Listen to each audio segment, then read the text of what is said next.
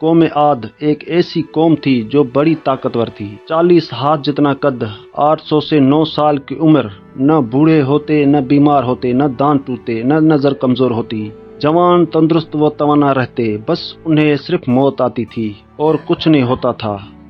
ان کی طرف اللہ تعالیٰ نے حضرت ہود علیہ السلام کو بھیجا۔ انہوں نے ایک اللہ کی دعوت دی، اللہ کی پکڑ سے ڈرایا، مگر وہ بولے، اے ہود، ہمارے خداؤں نے تیری عقل خراب کر دی ہے، جا اپنے نفل پڑھ، ہمیں نہ ڈرا، ہمیں نہ ٹوک، تیرے کہنے پر کیا ہم اپنے باپ دادا کا چال چلن چھوڑ دیں گے؟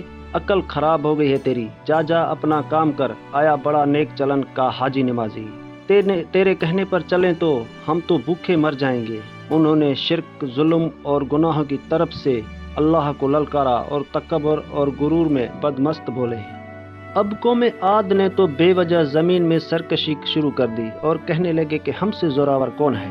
کیا انہیں یہ نظر نہ آیا کہ جس نے اسے پیدا کیا وہ ان سے بہت ہی زیادہ زوراور ہے؟ وہ آخر تک ہماری آیتوں کا انکار ہی کرتے رہے۔ کوئی ہے ہم سے زیادہ طاقتور تو لاؤ نا، ہمیں کس سے ڈراتے ہو؟ اللہ نے قحط بھیجا، بھوک لگی، سارا گلا کھا گئے، مال مویشی کھا گئے، حرام پر آ گئے، چوہے بلی کتے کھا گئے، سانپ کھا گئے، درخت گرا کر اس کے پتے کھا گئے، بھوک نہ مٹی، نہ بارش ہوئی، نہ قطرہ گرا، نہ گلا اگلا۔ پھر تنگ آ کر اپنا ایک وفد بیت اللہ بھیجا۔ ان کا دستور تھا جب مصیبت آتی تو اوپر والے کو پکارتے، جب دور ہو جاتی تو اپنے بتوں کو پوچھنے لگتے۔ بیت اللہ وفد گیا اور کہا کہ ہمارے لیے اللہ سے دعا کرو کہ بارش برسائے۔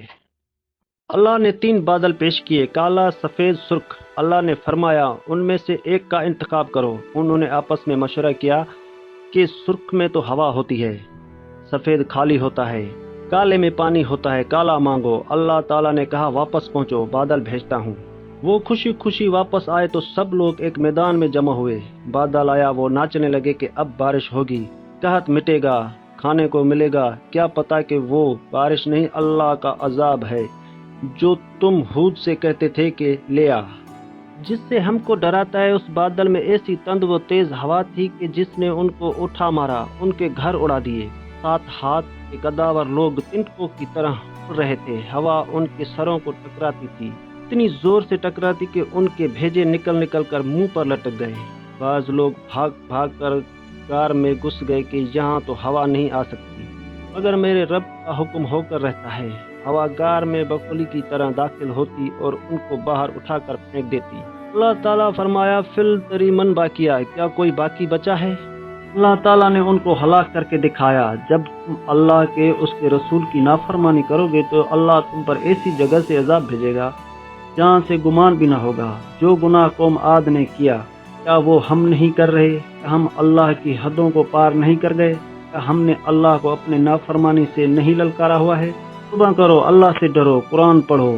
جو گناہ کو ہم معمولی سمجھتے ہیں، اللہ نے ان گناہوں پر پوری قومیں زمین بوس کر دی ہے۔ استغفر اللہ۔